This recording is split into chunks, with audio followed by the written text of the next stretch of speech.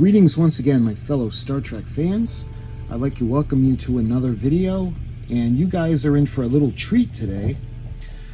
You guys that follow my channel, you know how much I love my Star Trek model kits, especially AMT, and now round 2, Polar Lights.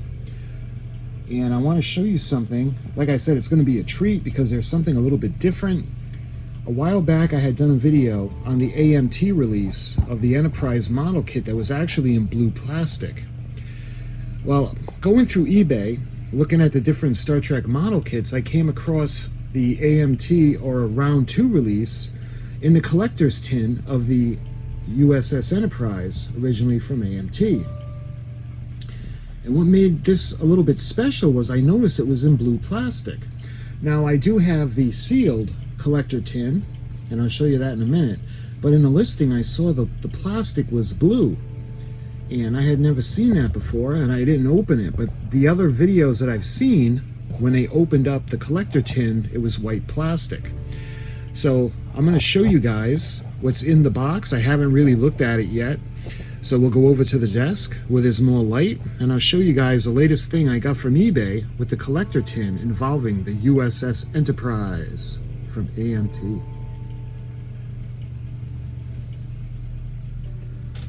Okay, so when it comes to this model kit, I've shown you guys the original release from 1966, and that was a great mold, great tooling, it fit together wonderfully. And I've also shown you the blue version, or molded in blue plastic, the long box reissue. This is from the late 70s, early 80s. And you can see it's in blue plastic. But like I said, what got my eye on what I'm going to show you guys today is that the listing had the model kit molded in blue plastic, and I had never seen a new round 2 version of that, obviously in different colors like gray and white, but I've never seen it in blue. I have shown you guys, let me switch models. I do have this one that I've featured in videos, and it's still sealed, and this is the Enterprise 2 from round 2. Vintage style packaging, and it's collector's tin. But what I'm going to show you guys today is actually what's in this. And there was a couple of extra little goodies that I had seen in a listing, and like I said, I haven't opened the box yet. I want to do that right now. So let's put this one aside. And let's take a look what we're going to get in the collector tin from round 2. The AMT re-release. And there's this one that looks like there's a little bit of tape on this side. Alright, is there tape on this end? Nope. Alright, so let's open this up. And I love the collector tin because it's embossed. You can actually, hopefully you can see the Enterprise. That beautiful picture from 1966, redone, and I want you guys to see the embossing. It might be a little hard to see. Okay, let's put this, we'll use that as a backdrop, and let's take a look. See what I mean about the blue plastic? I hadn't seen this before in blue plastic other than the older AMT releases. So I noticed, like I said, the listing had some things that I really didn't know what they were. This looks like wiring, and of course this does not come with the kit, as far as I know. But I didn't know what this was in the listing. It looks like it's wire for some kind of lighting kit. And there's a little bag. Let's take a look and see what's in here.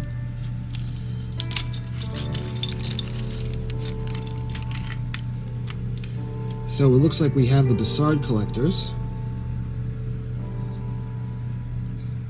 And they're in clear. I think this was aftermarket parts to go at the ends of the nacelles for the Bassard collectors so we could light them. So I'm getting a little excited because I didn't see that in the listing. And looks like this could actually be, see the ends and nacelles of the Bassard collector, and this is going to go right in here like that. So that's pretty cool. You can see the ends of the nacelles where the Bassard collectors connect. Looks like this was cast in cast resin. Of course, we have port and starboard. And let's see, we got the deflector dish. An iconic deflector dish. Again, molded in blue. I'd never seen that before. And we have the shuttle bay. And I love the shade of blue. Let me put these pieces back in, just because I don't want nothing to happen to them. I love the clear Bassard collectors. Again, I guess that's an aftermarket. See, it didn't say anything about aftermarket lighting kit or anything in here. The other thing that's on top is this iconic deflector dome and bridge dome. Let me see if... It looks like it's a light green. You got that green hue to it. Alright, and this bag is open. There was one bag that was open, so let's do that one first. So, I'm going to open it up a little bit more to make it easier.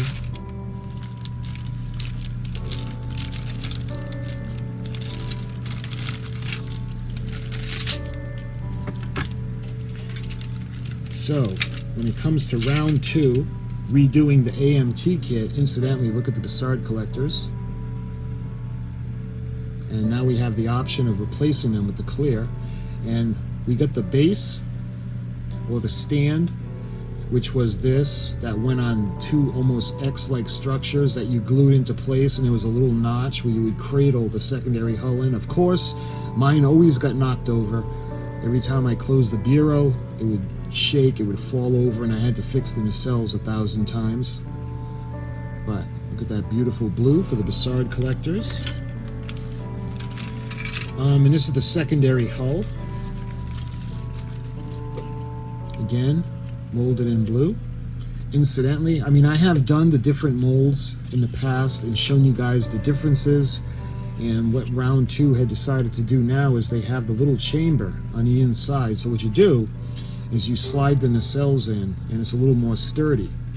The original release, this was open, and there were these little wedges that would go through to kind of keep them in place.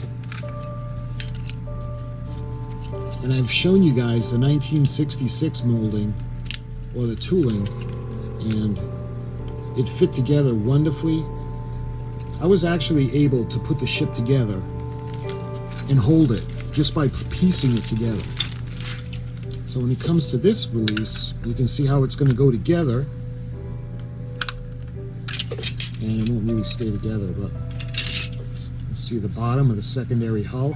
And that's what I was talking about, that little hole that went. Matter of fact, here it is. There were 2 of these. And this one would go into the front because it had the little notch. And what you do is you would place the model on it, just like that, and that's all that would hold it in place. So of course, every time I banged into the bureau or opened up a drawer, it would fall out and fall over, and then the nacelles would break. You can see the area where the deflector dish is going to go, the deflector dish housing. And again, I love the blue. Like I said, I've never seen it molded in a different color on a reissue, on a new reissue. So that's everything that's in that bag. And I think the rest are still sealed. Okay, so let's open this one up and check out the primary hull.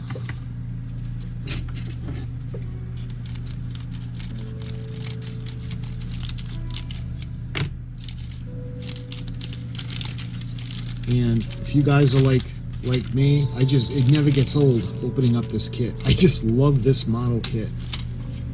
And look at the beautiful shade of blue. And what I'll do later on is we'll do a comparison video of the molded blue in a vintage as opposed to a new release. And you can tell this is a new release. One of the big giveaways are all these lumps of plastic that came out of the mold that are around the primary hull, the top of the saucer section, and they have to be cut off and sanded. And let's see, there's some writing. So what does this say? This says, this was made on September 10th of 2009, and it says A1. Manufacturer, Do Ulcer Company Limited. Manufacturing location, Dongguan, Guangdong Province, China. Of course it is. You can see the bottom. And checking out the back, you got B and C decks where the bridge is going to go. Right in there, you got the little turbo lift going back to the impulse decks, back to where the impulse engines are going to be. Speaking of the impulse engines, they're going to go right back here at the back, the aft section of the primary hull. And again, we have the little pieces of the mold that have to be trimmed off and sanded down. And I even kept those the little puck marks. When I was a kid, I always thought that that's where the photon torpedoes came from, but it's not. It's from this area. You can still see those beautiful sensor rings around the sensor dome area. And let's see, there's writing in here as well. 2009 CBS Studios Incorporated. Star Trek and related marks are trademarks of CBS Studios Incorporated. All rights reserved. 2009 Round 2. Made in China.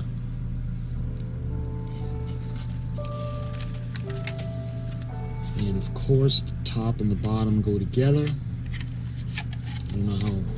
Let me see if I can loosely fit it. Just like that.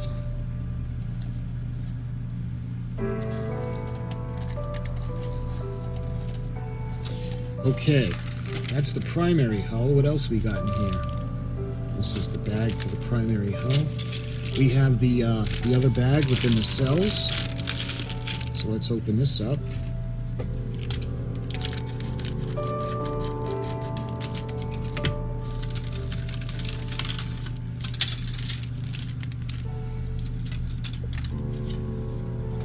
And you can see the halves of the nacelles. The nacelle pylons are connected. And this is what I was telling you about.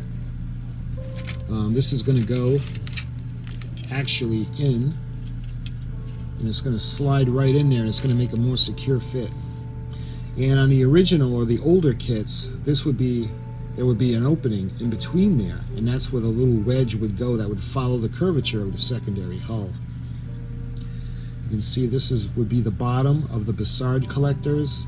And again, on the original release, all these little pieces underneath, this was all one piece and it would just go on the front. Now this part is separate. And you can see the coolers.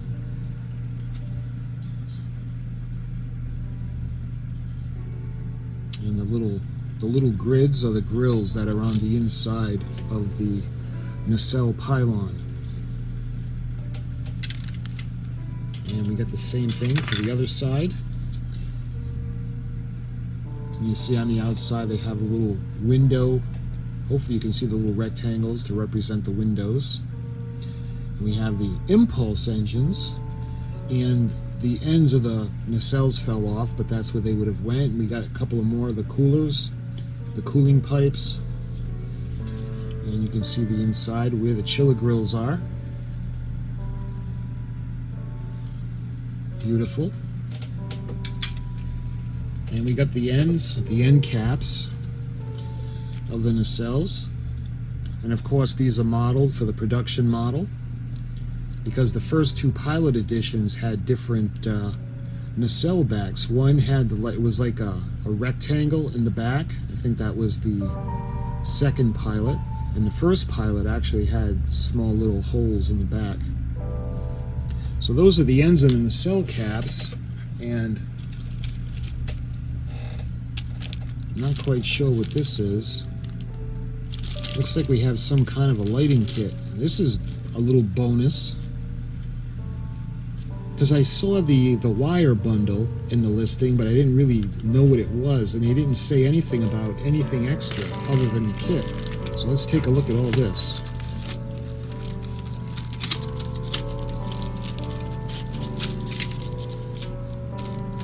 So there's quite a bit in here. So we have some lights, yellow, We've got red. Are there any orange in there? I think we have yellow, orange, red, and looks like there's green. So that could be for the beacon, for starboard. We have a beacon for port, and we got the different lights. So that's nice, and of course they're all going to need resistors, and I think that's what these are right here. We got a line of them.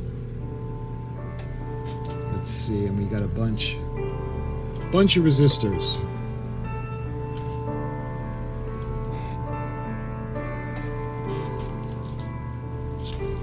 Okay, and that leads me to this. Looks like these are components that are going to go on a circuit board. So this is actually, looks like a do-it-yourself kind of circuit board. You see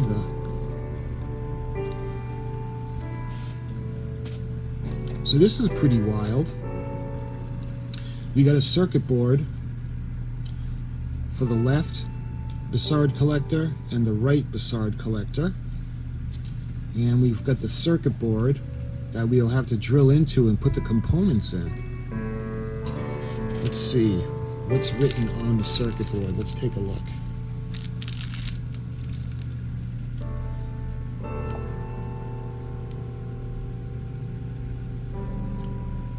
This is DLM, Don's Light and Magic, Wattle Warp System. So this is Don's Light and Magic, DLM, Wattle Warp System.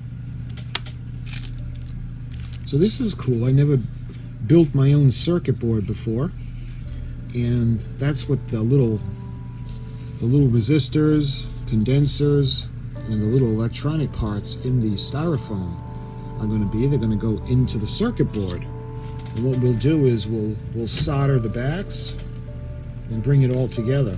I'm looking forward to seeing what this is going to do. And let me take off the other nacelle circuit board. I want to show you guys.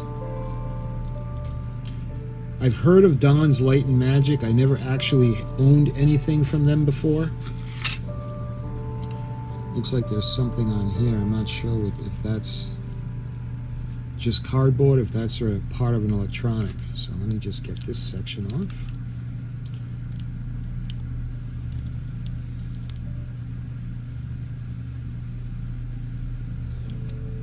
There. All right.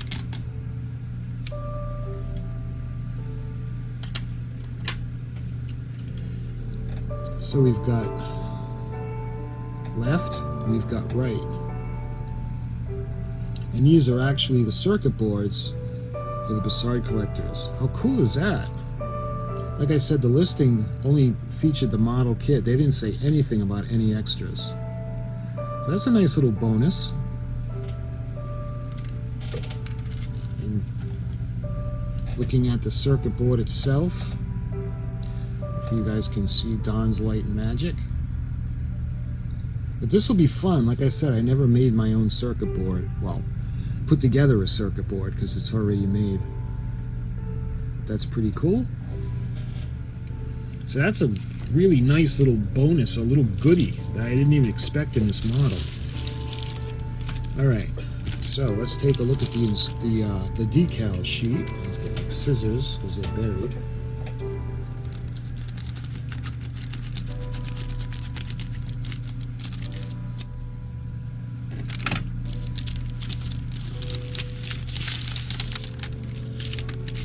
So this is a little crumbled, but that's okay. The decals are still in good shape. Let me move the light so you guys can actually see the sheet. So we can do the Enterprise, NCC 1701. We can do the ISS Enterprise as well. We can also do the Constellation, the Constitution, the Defiant, the Excalibur, the Exeter, the Farragut, the Hood, the Intrepid, the Lexington, the Potemkin, the Republic, and the Yorktown. Of course, the Yorktown becomes the Enterprise A. You can see the NCC, 1701,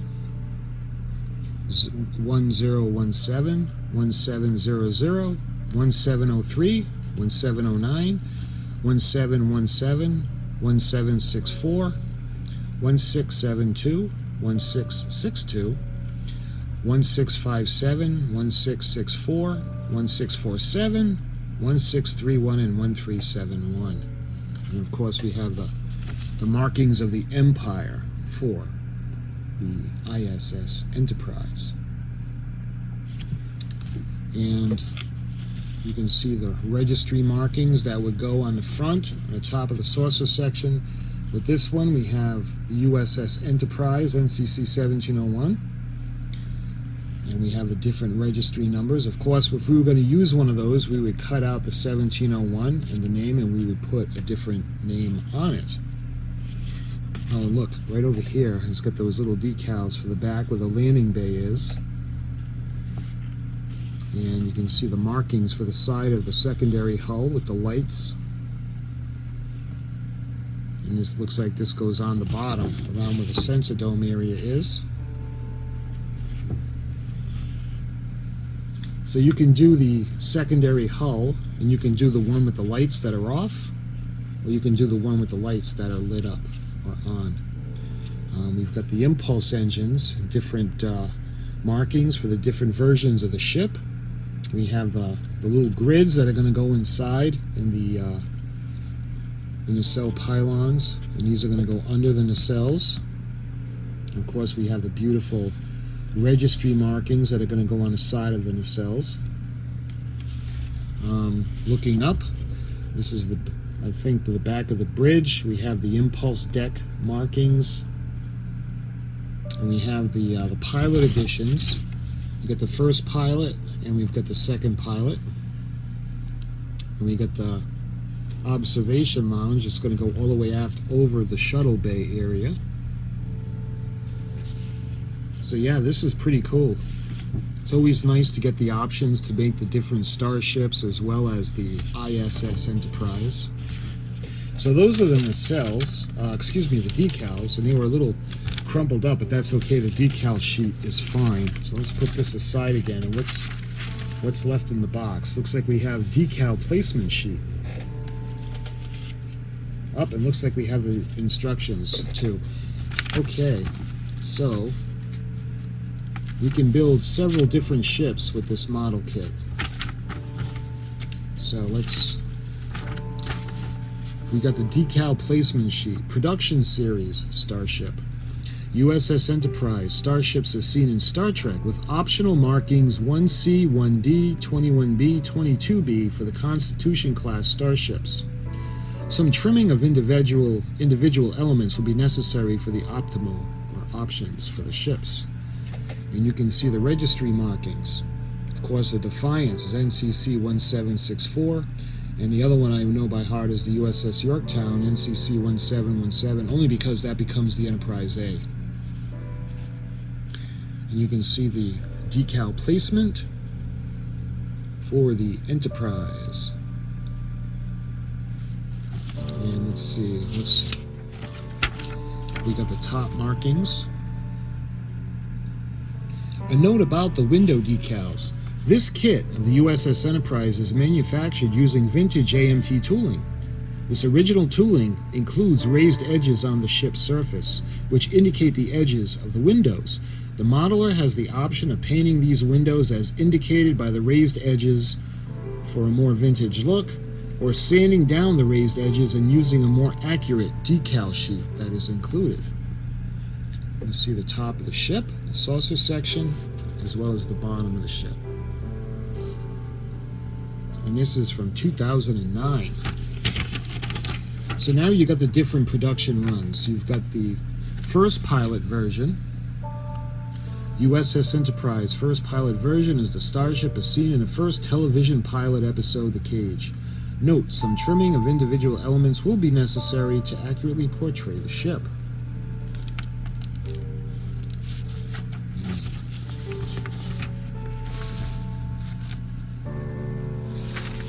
And then we have the decal placement for the second pilot. The U.S.S. Enterprise second pilot version is the starship as seen in the second television pilot episode Where No Man Has Gone Before. Note, some trimming of individual elements will be necessary to accurately portray the ship. You can see the black lines on the primary hull. Again, we get that raised bridge. And finally, we have the Mirror Universe starship. The ISS Enterprise is the starship as seen in the television episode titled Mirror, Mirror. The ship exists in a parallel mirror universe and is the opposite of the U.S.S. Enterprise. Note, some trimming of individual elements will be necessary to accurately portray the ship. And there's something about the ISS Enterprise that I just love. I don't know why, it just seems because she's made for good, and to see her in kind of a sinister light, I don't know, it's just something cool about it. A note about the diagrams. It is the interest of accuracy. The diagrams on this page reflect stylistic differences between each of the starships. However, please note that this kit, which is manufactured using vintage AMT tooling, does not include optional parts, such as the needles on the nacelles. To build each of these versions, the resourceful modeler may wish to scratch build these parts to give their starships a more accurate appearance. So, it does not come with the little antenna coming out of the Bassard collectors, but that could be something that could be easily made. And that's the sheet, the decal placement. Okay, what else we got? We actually have the instructions for the lighting kit, but I want to go into the instruction sheet first, because this is another thing that I just love from my childhood, never gets old. U.S.S. Enterprise AMT aluminum model toys. Assembly 1. Read this before you begin. Look over the instruction sheet carefully before you begin building. Follow the assembly instructions and test fit the parts without cementing. This will familiarize you with the location of the parts. AMT kits are molded from the finest high plastic styrene plastic. Use only paint and cement made for styrene. Trim excess plastic parts before joining. Use just enough cement to join the parts. Be careful not to smear the cement on exposed surfaces. Built according to the instructions on this sheet, you should have no trouble assembling your kit. Each part is identified by a number, followed by the step number in black circles for order of assembly. We start with the beautiful primary hull. We put the bridge on. The upper dome clear to the main fuselage, as they call it. We get the thrusters, or the impulse engines, that go on the back. The lower part of the primary hull with the sensor dome going on the bottom. You can see the addition of the secondary hull going together with the saucer pylon. And we got the deflector dish housing that's going to go in, and the hangar bay doors, and they refer to it as the flight deck. Of course, the original tooling had all these compartments and molds that you could actually fit the batteries into the back behind the deflector dish, and that's how the lights would be powered. So looking at the other side, we got assembly 2, and we have the power units, they call the nacelles, and the struts, the nacelle pylons. We got the control reactors that are going to go on. The intercoolers have their places as well, and we're going to put on the Bassard collectors. And like I said, in the original or the older versions of this kit, these were one part to that, and they were actually like ribbed, and it was one fitting that just went on to the end. But again, we have the clear Bassard collectors, which is going to be really nice. Matter of fact, I love the blue so much, I'm wondering if we should just build the ship and keep it in blue. That would be really fun. Assembly 3, you can see the stand that I was talking about. And this one does not come with the half dome with the metal support rod. So this is the stand. Applied decals are shown in the box illustration, but of course we have a decal placement sheet. And lastly, we got the deflector dish or the antenna to go on. And this is from 2009 AMT. And lastly, in the box, is that lastly? Yeah.